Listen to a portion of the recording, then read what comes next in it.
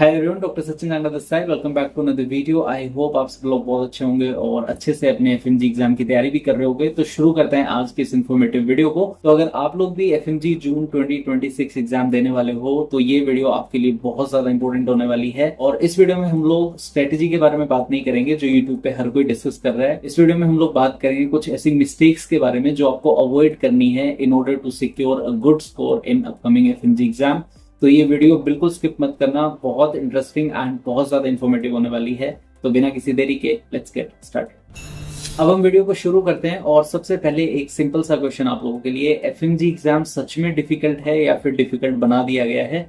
क्योंकि FMG exam का syllabus difficult कभी भी नहीं होता। एफएमजी एग्जाम की स्ट्रेटेजी डेफिनेटली डिफिकल्ट होती है। मैंने पर्सनली अपनी इंटर्नशिप के टाइम पे बहुत सारे एफएमजी स्टूडेंट्स को देखा है जो मेरे साथ भी इंटर्नशिप कर रहे हैं। बहुत सारे लोग ऐसे थे जिनका एफएमजी एग्जाम पहले अटेम्प्ट में क्लियर हो गया था और बहुत सारे स्टूडेंट्स ऐसे थे जो दो तीन अटेम्प्ट के बाद भी स्ट्रगल कर रहे थे। और डिफरेंस इंटेलिजेंस का कभी भी नहीं होता, डिफरेंस होता है आपकी अप्रोच का। तो अब हम लोग आगे बढ़ते हैं और बात करते हैं कुछ मिस्टेक्स की जो आप लोगों को हर हाल में अवॉइड करनी है।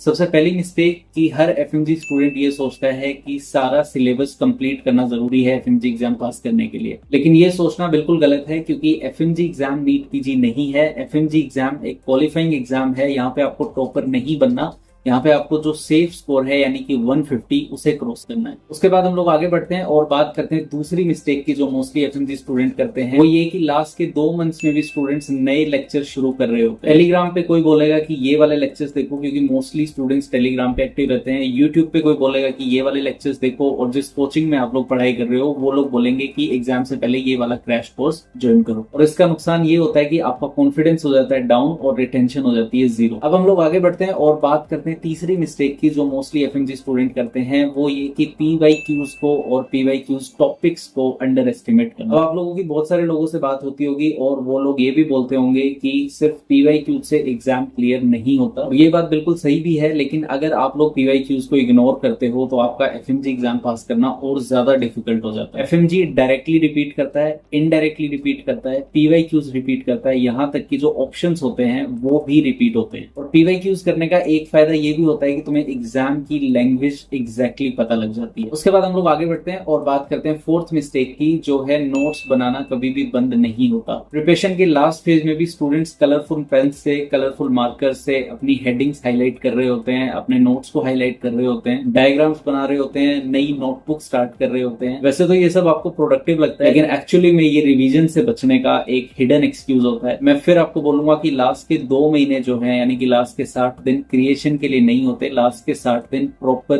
रिवीजन के लिए होते हैं। अब हम लोग आगे बढ़ते हैं और बात करते हैं एक ऐसी मिस्टेक के बारे में जो ओपनली कोई डिस्कस नहीं करता, वो है कंपैरिजन। आप सुबह उठते हो, सुबह उठते ही आप टेलीग्राम का ग्रुप खोलते हो, उसमें कोई बोल रहा होगा कि मैंने 2 बार अपनी रिवीजन कर ली, कोई बोल रहा होगा कि मैंने 10,000 15,000 एमसीक्यूज कर लिए, और उसके बाद तुम्हारे दिमाग में डायरेक्टली एक थॉट आता है कि तुम सबसे ज्यादा पीछे हो। लेकिन रियलिटी ये होती है कि जो लोग टेलीग्राम पे कुछ भी बोल रहे होते हैं उनमें से आधे से ज्यादा लोग एग्जैजरेट कर रहे होते हैं। और एक चीज मैं आपको बताऊंगा, जो बंदा जेन्युइनली रिवाइज कर रहा होता है, जो बंदा जेन्युइनली पढ़ाई कर रहा होता है, वो क्वाइटली अपनी रिवीजन कर रहा होता है। और एक और इंपॉर्टेंट चीज जो मेरे को इंटर्नशिप शुरू करने के बाद समझ आई, एफएमजी नॉलेज का एग्जाम नहीं होता, माना कि नॉलेज का होता है बट इतना ज्यादा नहीं जितना मेमोरी स्टेबिलिटी का एग्जाम होता है। एग्जाम हॉल में तुम्हें वो कभी भी याद नहीं आएगा जो तुमने एक बार पढ़ा होता है, एग्जाम हॉल में तुम्हें वही याद आएगा जो तुमने बार बार पढ़ा होता है। अब मैं तुम्हें एक सिंपल सी ऑब्जर्वेशन के बारे में बताता हूँ जो मैंने नोटिस करी एफएमजी स्टूडेंट्स के मामले में। जो भी स्टूडेंट्स फेल हुए या फिर मेजोरिटी जो स्टूडेंट्स होते हैं जो फेल होते हैं, वो हर दिन नया सब्जेक्ट स्टार्ट कर रहे होते हैं, और जो स्टूडेंट्स पास होते हैं वो सेम सब्जेक्ट को बार बार रिवाइज कर रहे होते हैं। तो डिफरेंस सारा यही होता है, डिफरेंस सिर्फ अप्रोच का, डिफरेंस सिर्फ स्ट्रेटेजी का होता है।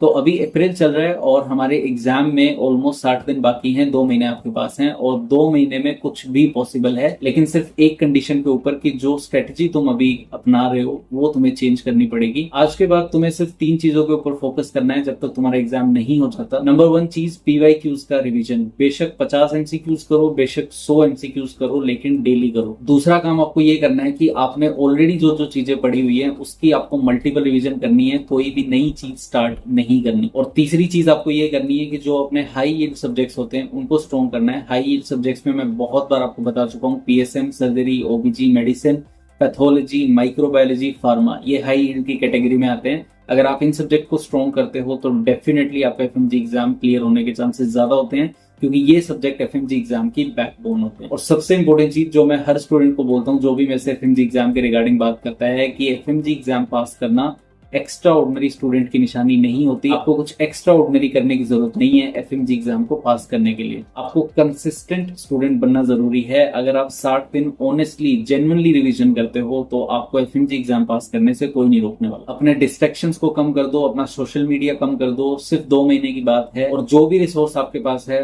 फर्क नहीं पड़ता आपके पास प्रिपलैडर है, मैरो है, सेरिबेलम है या किसी ऑफलाइन कोचिंग अकेडमी में आप लोग अपनी तैयारी कर रहे हो, सिर्फ एक रिसोर्स से स्टिक होकर अपनी पढ़ाई करो। इसके अलावा जब तक आपका एफएमजी एग्जाम क्लियर नहीं हो जाता, मैं इस चैनल पर रेगुलरली आप लोगों के लिए स्ट्रेटजी, रियलिस्टिक स्ट्रेटजी वाली वीडियोस डालता रहूंगा ताकि आप लोगों की जनरली हेल्प हो। तो अगर आप लोग सीरियस हो इस अटेम्प्ट में एफएमजी एग्जाम को पास करने के लिए, चाहे आपका पहला अटेम्प्ट है, दूसरा अटेम्प्ट है, तीसरा अटेम्प्ट है, तो make sure you subscribe this channel. उसके अलावा कमेंट में आपको लिखना है I will pass and will definitely gonna pass this exam together. अगली वीडियो में हम लोग बहुत जल्दी मिलेंगे और उसमें हम लोग बात करेंगे लास्ट 45 डेज की एग्जाम स्ट्रेटजी। तो खत्म करते हैं इस इन्फॉर्मेटिव वीडियो को। अगर आपको अच्छी लगी हो तो make sure you like this video. उसके अलावा शेयर करना सभी एफएमजी स्टूडेंट्स के साथ। मिलेंगे हम लोग बहुत जल्दी एक नई इंटरेस्टिंग और इन्फॉर्मेटिव वीडियो में। तब तक आप लोग अपनी फैमिली का ध्यान रखो। Take care, bye bye.